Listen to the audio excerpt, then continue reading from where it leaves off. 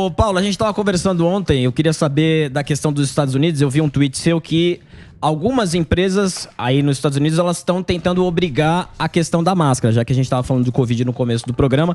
E qual é o problema? Porque a minha dúvida é a seguinte, quando o Estado, ele pode definir a proibição e até quanto eu, por exemplo, tenho o meu bar e o Morgado entra e fala, não, eu não quero que você consuma. Até quando essa balança, ela dá certo? O Estado e eu como dono de uma iniciativa privada. Esse negócio de máscara é legal, né, Alba? Primeiro, legal ter estado com vocês ontem aqui no podcast, no mais um podcast. Foi muito bacana com o Emilinho, com o Alba, com o Delari, o Superman aí. Um prazer estar com vocês. Muito bacana o mais um. Foi muito legal estar com vocês.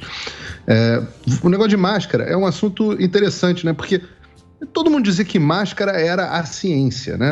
A ciência, abre aspas, a ciência. Só estou mandando botar máscara porque a ciência manda colocar. Todos os ditadores em potenciais obrigavam você a usar máscara porque diziam que eles estavam seguindo a ciência. E eu fico um pouco confuso, né? Porque a ciência deveria ser uma só, não pode ter várias ciências. Uma coisa não pode ser verdade e mentira ao mesmo tempo do ponto de vista de ciência, talvez só na física quântica que uma coisa pode estar e não estar ao mesmo tempo.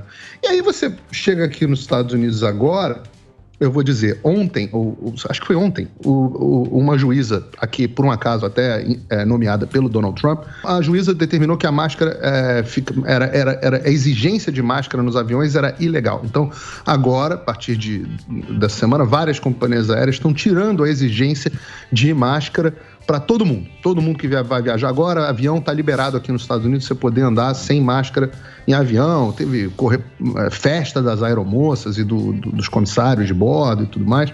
Uma maravilha. Ao mesmo tempo, você ainda tem escolas, em alguns estados, por exemplo, em Nova York, você ainda tem obrigatoriedade de máscara até para crianças em creche. A Filadélfia, na semana passada, fez uma coisa de maluco. Você vê que os caras são muito doidos. Eles voltaram com a exigência de máscara em todos os lugares fechados no estado, inclusive para criança. Aí, respondendo a sua pergunta especificamente, Alba, os estabelecimentos aqui, por causa da primeira emenda, eles podem recusar serviço por qualquer motivo, tá? Então, eles dizem aqui, a Constituição americana diz que você, dono do estabelecimento, você não é obrigado a prestar serviço a ninguém, o que eu acho correto. Você só não pode discriminar as pessoas por condição sexual, orientação sexual aquelas racial, coisas, origem étnica, raça, etc. Essas coisas. Você não pode discriminar as pessoas. Mas se você virar e falar assim, eu acho o álbum babaca, eu não quero que ele coma no meu estabelecimento. Você pode. Essa mesma lei dá direito de você exigir que cada um use o que você quiser que use no estabelecimento. Então, se você tem uma empresa e você fala assim, na minha empresa, eu quero que as pessoas entrem só vestidas com chapéu de Napoleão. Eu acho que é como eu gosto e você tem o direito. E a pessoa, se quiser comer no seu estabelecimento, que siga essas regras. A partir daí, você tem uma estrutura realmente aqui federativa e que segue o princípio é um princípio que tem um nome difícil, mas é uma coisa interessante, da subsidiariedade. Então, todos os municípios, o poder aqui está mais concentrado nos counties e nos municípios do que no governo federal. Então, você não tem uma obrigatoriedade de máscara, nunca teve aqui nos Estados Unidos, obrigatoriedade de máscara nacional. Mas você, nos municípios, alguns condados, condado aqui é uma coisa que está acima do município. Um condado tem vários municípios. Então, você tem municípios, condados, estados e Estados Unidos, né? Governo federal. Alguns municípios determinavam que a obrigatoriedade de máscara em lugar fechado. Alguns estados determinavam a obrigatoriedade, ainda determinam, como Nova York, por exemplo, como a Califórnia. Alguns condados também determinavam. Então ficava essa meio que zona. Na Flórida, o governador aqui deu uma peitada, né, na legislação e falou assim, é proibido que os estados e municípios multem as pessoas por não utilizarem máscaras ou não cobrarem máscara. E aí, no final das contas, a decisão ficou do dono do estabelecimento e das pessoas. Em vários momentos, eu aqui cheguei num estabelecimento, um exemplo claro aqui, eu cortava o cabelo no mesmo lugar há 2, 3 anos. Cheguei lá um dia, o cara virou e falou, não, tá voltando aqui, a gente tá voltando a exigir máscara. Eu virei e falei assim, eu não vou usar máscara. Aí o cara falou, olha, então eu não vou te servir. Eu falei, pois não, nunca mais volto aqui na minha vida. E um abraço, mudei pro salão do lado e estou muito feliz desde então. E isso é liberdade. Liberdade do ponto de vista do provedor de serviço, que não é obrigado a aturar algo diferente do que ele acredita, e liberdade também do indivíduo para consumir. O assunto começa a ficar mais complicado quando você chega assim em escolas, né? Porque você tem as questões das escolas públicas e tem a questão da escola particular. Você vai tirar o seu filho da escola que ele já está adaptado só porque a escola está exigindo máscara? Então, tudo na vida tem nuances, né? Mas é assim que funciona aqui. Até o secretário de saúde veio aqui usando máscara, fazendo um papel, desculpa, ridículo. Ele veio aqui, ele ficou de máscara o programa inteiro, falando, parecendo o Bane do Batman, o Sub-Zero. Mas ele é igual o chapéu de Napoleão. Ele pode, é igual o chapéu isso, mas ele pode usar. Não, mas tudo bem, mas é que o cara, como secretário de saúde, passa uma mensagem catastrófica. Que ele é parece que é um caos. Que ele é maluco. Exato. Que ele é maluco. A mesma mensagem do chapéu Napoleão. Então, se você quer sair com o chapéu Napoleão na rua, eu vou falar, não, entendi, esse cara é doido. Hoje em dia eu vejo uma pessoa... Você tem... Mas quando eu falo doido, eu estou querendo dizer tecnicamente doido. Eu não estou dizendo... Não é um adjetivo. Eu estou dizendo que a pessoa está sendo objeto de uma psicose de histeria em massa. Então, é técnico isso, não é uma invenção. É uma coisa com artigo publicado. E até o Robert Malone foi falar disso no podcast do Joe Rogan. As pessoas caíram de pau em cima dele. Mas as pessoas procurem Mass Formation Psychosis, psicose de formação de massa, onde as pessoas estão vivendo, de fato, uma histeria coletiva. E o grande psicólogo, Carl Gustav Jung, falava sobre isso. Falava, olha, o maior perigo da humanidade não vem de guerras, não vem de nenhum... Ele falava de nenhum micróbio, né? Ou seja, um vírus, não deixa de ser um micróbio. Ele fala, o maior perigo da humanidade vem da loucura em massa. Porque contra essa não existem formas de tratamento, não existem formas de você combater. E hoje, o que nós vivemos, causado sem dúvida nenhuma pela mídia, é uma psicose em massa. Ou melhor, uma mass formation psychosis, né? Formação de psicose em massa. Não, psicose de formação em massa, na tradução para português. Então, assim, um sujeito que está hoje, né? Supostamente é secretário de saúde, deve ter não sei quantas doses de vacina, não sei quantas doses já pode tomar de vacina. Ele deve ter umas 43 doses de vacina. Aí ele está aí, sentado no programa, onde hoje a variante que está circulando, o Omicron, mata menos do que um vírus da gripe. Aí o sujeito, que a não ser que esteja num estado de comorbidade, alguma coisa muito séria, o sujeito vai e senta e usa máscara, das duas uma. Ou ele é um impostor que quer sinalizar virtude para a população, para mostrar, olha como eu sou malandro, olha como eu sou bonitão, como eu sou responsável e uso máscara. Ou ele realmente acredita que está em risco e como ele é uma pessoa que supostamente entende da área de saúde, ele está num processo de loucura. Por que é loucura? Porque ele perdeu a conexão com a realidade. Loucura é isso. Loucura é quando você deixa de perceber a realidade como ela é. E é a única explicação para um caso desse. Então, mas você tem que pensar, porque eu penso o seguinte também, o início foi muito aterrorizante, não é? Aquele momento que a Pela gente mídia. Não, Pela mídia. A mídia, o que a gente estava acompanhando da China, era uma doença nova, que ninguém sabia. Ninguém sabia. Tinha as imagens da Itália, aquelas imagens da Itália, dos respiradores. Aquilo bugou todo mundo. Qual é a chance de hospitalização de Covid no momento mais crônico, variante Delta, que foi a pior variante? Qual é a chance de você contrair Covid e ser hospitalizado sem vacina? Não, eu estou dizendo o seguinte, eu estou dizendo que no princípio, porque eu acho que a gente teve várias etapas nessa pandemia.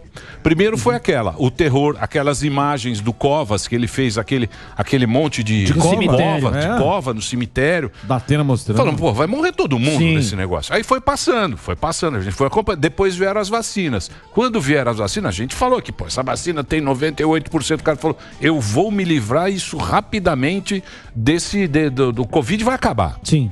Veio a vacina, tivemos uma outra onda e tal. A gente vem acompanhando isso. Não tem como fazer uma previsão. Emílio, a chance de hospitalização era de menos de 1% em todos os momentos. A chance de hospitalização por Covid era de menos de 1%. O Gallup, que é um instituto de pesquisa aqui nos Estados Unidos, fez uma pesquisa e perguntou para as pessoas qual é a chance que você acha que é de ser hospitalizado por Covid. Aí, se você contrair. Você sabe o que os democratas, e portanto as pessoas que assistem mais à mídia, né? Porque o democrata assiste mais à mídia e por isso que ele é democrata. Você sabe qual foi a resposta dos democratas? 49% dos democratas responderam que a chance era de 50% ou mais. As pessoas estavam numa psicose em massa tão severa que elas acreditavam vendo os jornais que a chance delas serem hospitalizadas por Covid, se pegassem, era de 50%. Isso é tecnicamente loucura, você está desconectado da realidade. E aí o cara manda você, se você está com uma doença, se você está uma doença circulando, que a chance de você pegar e ser hospitalizado é de 50%, esse cara aceita qualquer coisa que falarem para ele. Bota 3 máscaras na cara. 3 máscaras na cara. Tranca seus filhos dentro de casa de 1 ano sem escola. Claro, pô, se eles pegarem essa doença, vou ter 50% de chance de morrer. Qualquer coisa que você me falar, eu vou aceitar. Então, mas... As pessoas achavam que era mais letal, que Covid Sim. era mais letal que a peste bubônica. Mas, Paulo... O ser humano é burro, a nossa natureza é burra. A gente tem muito medo do desconhecido, não é? A gente ficou com medo dessa doença. Porque isso aí, eu acho... porque a imprensa jogou com isso. Eu sei, mas dessa história é a imprensa. Mas foi no mundo, no mundo inteiro. Foi o mundo inteiro que parou. A gente... Não foi. Não da forma como aconteceu. Outra pesquisa que fizeram, tá? Os 2 países que tiveram maior negatividade na cobertura da imprensa sobre Covid, sabe qual foram? Brasil e Estados Unidos. Curiosamente, os 2 países... Agora eu estou sem a fonte aqui, é algo que eu explico no meu curso. Os 2 países foram os 2 países que tiveram a cobertura mais negativa. Negativa no sentido, de novo, técnico. Palavras de cunho negativo nas reportagens. Os 2 países que tiveram a maior cobertura negativa sobre o vírus foram Estados Unidos e Brasil. Eu me atrevo a dizer que no Brasil foi pior que nos Estados Unidos, acompanhando os 2 países. Curiosamente, um tinha Bolsonaro e o outro tinha Trump. Sim. A imprensa é um agente político, pô. A imprensa não é mais... No momento onde a população mais precisou da imprensa, Emílio, porque era o momento onde nós precisávamos de informação real, verdadeira. Foi o momento onde a imprensa fez o papel mais feio da história da imprensa, da história do jornalismo, desde o Gutenberg. Esse foi o momento mais feio da história mundial da imprensa. Por isso que eu digo que o jornalismo profissional morreu, virou uma máquina de militância política. E isso é uma tristeza. É uma tristeza. As pessoas acham que eu falo isso com alegria. Falo com enorme tristeza. Pô, eu sou jornalista. Olha só, eu tenho muita sorte. Eu vivo num estado onde o governador, que talvez seja hoje o político, o melhor político do mundo, digamos assim, não dá pra gente ficar idolatrando político. Eu tenho muita simpatia pelo Trump.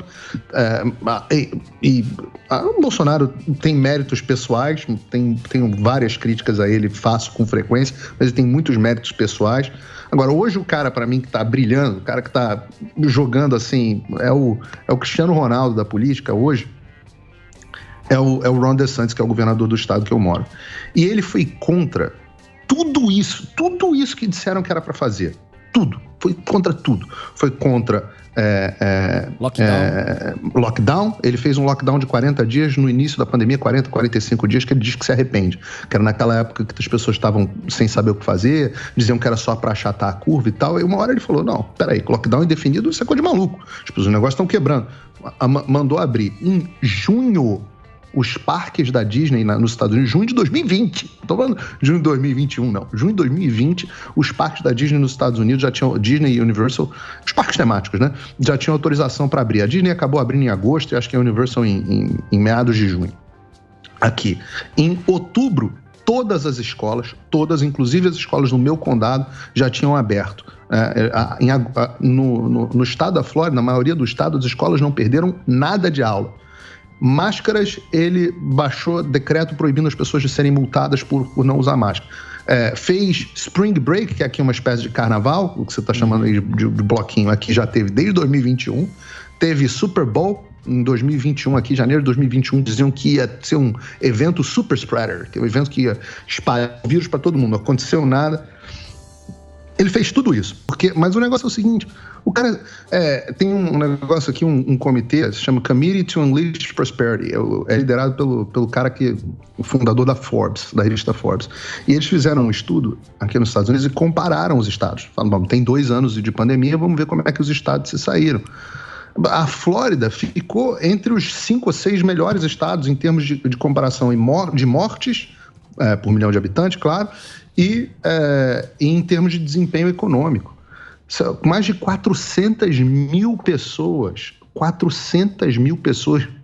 é muita gente, se mudaram para o estado da Flórida, fugidos de Nova York e da Califórnia. As pessoas estão indo embora desses estados porque não aguentam mais viver sob o jugo da opressão. Então você tem essa é uma visão. A outra visão que eu digo que é a visão da direita, tá? O outro lado é a visão da esquerda, que é um meio do caminho mais para a esquerda, é o que vocês viram no Brasil, é o que Eduardo Leite, João Dória, esses caras que supostamente são de centro, né? Centro, não é centro porcaria nenhuma. O que os caras fizeram é muito mais próximo do que está acontecendo em Xangai. Eu mandei para a produção, não sei se a gente consegue passar as imagens, mas quase ninguém está falando do que está acontecendo em Xangai. Xangai vive hoje, Xangai é a maior cidade da China. Tá? Isso aí que vocês estão vendo agora na tela é uma pessoa que descobriu que testou positivo, e aí os caras, a polícia de roupa branca, vai lá na casa do cara e lacra a porta do cara para o cara não poder sair de casa. Não é lockdown, é prisão domiciliar. Exatamente. Tá? Isso que vocês estão vendo é o campo de concentração, tá? Que é o centro para onde as pessoas que não são lacradas em casa são levadas para dormirem nessas caixinhas, que são os campos de concentração de Covid, onde eles separaram crianças dos seus pais, inclusive bebês com meses. Nossa. Se um testava positivo e o outro testava negativo, eram levados para esses campos. Isso aqui que você está vendo é uma pessoa sendo arrastada à força de dentro de casa pela polícia da roupa branca e jogada numa van para ser levada para longe da família porque testou positivo no Covid. Você tem um código QR, aquele que é o mesmo código que você escaneia para qualquer coisa. Hoje a gente tem código QR para tudo. Você recebe um código QR que fica vermelho ou verde, dependendo do resultado dos seus testes, e você tem que ser testado todo dia ou dia sim, dia não. E se foi testado vermelho, meu amigo, tá ferrado. As pessoas estão passando fome porque tá faltando alimentos. Lá ninguém pode sair na rua, ninguém. Então os supermercados estão todos fechados, os carros só circulam com autorização e as associações de moradores chinesas ganharam poder de polícia. Você, para poder circular nos lugares, precisa de autorização da associação de moradores. Agora, você imagina, você testou positivo em casa, a sua esposa testou positivo em casa e vem a polícia da roupa branca, bate na tua porta e te leva assim, arrastada. Isso é a China. E a China foi quem inventou essa política de lockdown. Essa política de lockdown começou em Wuhan. Nunca tinham feito isso no Ocidente. Inventaram na China. Um cara chamado Ashish Jha, que é um especialista da CNN aqui. Não é da CNN, não, para justiça seja feita. Ele é um cara que passou por todas as redes de TV de esquerda americanas, também é na CNN, mas em todas as redes de TV em casa. Esse cara, que hoje é um dos conselheiros do Joe Biden na área de saúde, foi o grande promotor da ideia do lockdown nos Estados Unidos. Ele ficou famoso porque um ex-assessor de imprensa do Partido Democrata, chamado George Stephanopoulos, que tem um programa na rede ABC, que por uma acaso é da Disney, então você vê que a trama vai se conectando, né? Esse George Stephanopoulos levou esse Ashish já para começar a defender a ideia de lockdown no programa dele. Chama Good Morning America, um programa matinal aqui, uma espécie de Ana Maria Braga, sei lá, Fátima Bernardes, não sei, um programa matinal de notícias e comentários. E aí esse cara começou a defender a ideia do lockdown nos Estados Unidos, e aí todo mundo começou a copiar essa ideia, e daí veio o Anthony Fauci e começou a defender a ideia, e meio que de uma forma uníssona, todo mundo copiou a ideia da China para tratar o vírus. Isso foi importado da China.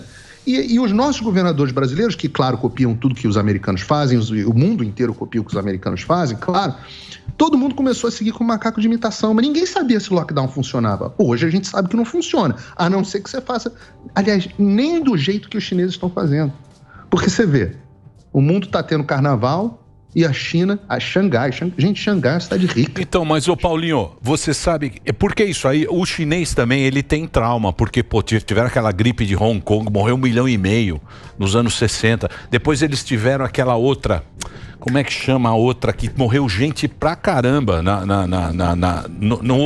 outra epidemia que eles tiveram. Tem muita epidemia, essa zoonose. Tiveram, se você procurar, eles tiveram. É uma sociedade porca. Então, mas... É uma sociedade, como sociedade eles são um pouco higiênicos. Então, mas lá o sistema dele é... Não é que todo chinês é porco. Isso, mas a cultura chinesa, de modo geral, é pouco higiênico. É Covid zero. Esse sistema aí deles é Covid zero. Não tem conversa, vai lá e tranca o cara e tem mesmo... Não tá adiantando nada. Todo esse controle não adiantou. Talvez não tenha adiantado porque hoje em dia o mundo é muito conectado. Então é muito difícil.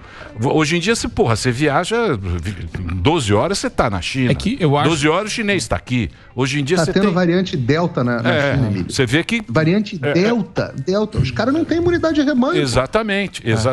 Que é isso que o Zeballos falou aqui, ele falava aqui sempre, porque ele fala... Falei com o Dr. Zeballos hoje. Ele fala, hoje em dia, nossa população aqui é menos suscetível, o chinês é mais suscetível, justamente por fazer esse lockdown que fecha mesmo e ninguém sai de casa.